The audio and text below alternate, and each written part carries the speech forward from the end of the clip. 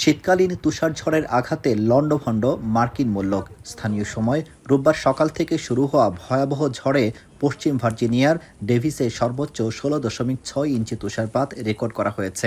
New York, Texas, new England থেকে শুরু করে 2000 মাইল জুড়ে প্রকৃতি ধারণ করেছে রুদ্রমূর্তি।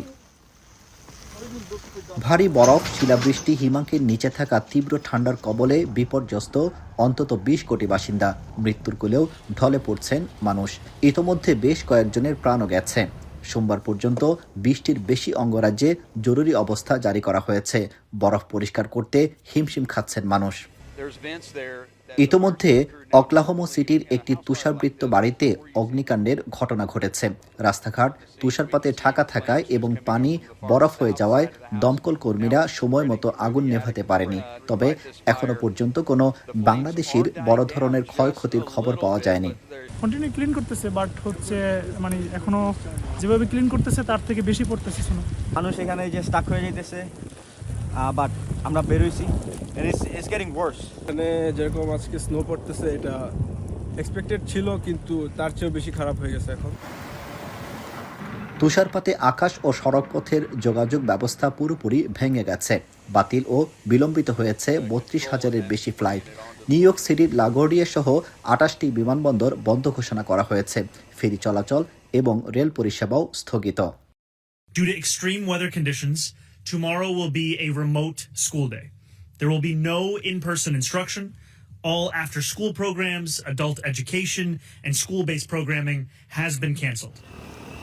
বৈরী আবহাওয়ার কারণে সোমবার নিউ ইয়র্ক সিটি সহ ট্রাই স্টেটের সব স্কুল বন্ধ ঘোষণা করা হয়েছে। যদিও কিছু শহরে অনলাইনে চলবে শিক্ষা কার্যক্রম। অধিকাংশ দোকানপাট ও শপিং মল এখন জনশূন্য। এমনকি নিউ ইয়র্কের পাবলিক লাইব্রেরিগুলো বন্ধ রাখার সিদ্ধান্ত নিয়েছে কর্তৃপক্ষ। We're not alone. It's hitting the entire state and 30 states as well this weekend. So we are anticipating the longest cold stretch and the highest snow totals the state has seen in several years. The longest cold stretch and the highest snow totals in years. এদিকে দক্ষিণের অঙ্গরাজ্যগুলোতে চিত্র আরও করুন। মিসিসিপিতে বরফের স্তরে ছিঁড়ে পড়েছে বিদ্যুতের লাইন। টেনেসিতে ঝড়ো বাতাসে উপচে পড়ছে গাছ। বিদ্যুৎহীন অবস্থায় 10 লাখের বেশি মানুষ এখন অন্ধকারে। জর্জিয়ার পরিস্থিতি এতটাই ভয়াবহ যে দুর্যোগের চরম সতর্কবার্তা হিসেবে পরিচিত বিখ্যাত খাবারের চেইন ওয়াফল হাউস পর্যন্ত বন্ধ। দুর্গতদের সহায়তায় নিউ ইয়র্ক সিটিতে 10টি ওয়ার্মিং সেন্টার বা উষ্ণতা কেন্দ্র খুলেছে প্রশাসন। আবহাওয়া দপ্তর বলছে, তুষারপাত থামলেও এই কনকনে ঠান্ডা স্থায়ী হতে পারে আরও বেশ কয়েকদিন, যা বিদ্যুৎ পুনরুদ্ধার এবং উদ্ধার কাজকে আরও কঠিন করে তুলতে পারে। প্রশাসন থেকে বারবার সতর্ক করা হচ্ছে যেন জরুরি প্রয়োজন ছাড়া কেউ ঘরের বাইরে বের না হন, কারণ তুষার জমে সড়কগুলো মৃত্যু ফাঁদে পরিণত হয়েছে।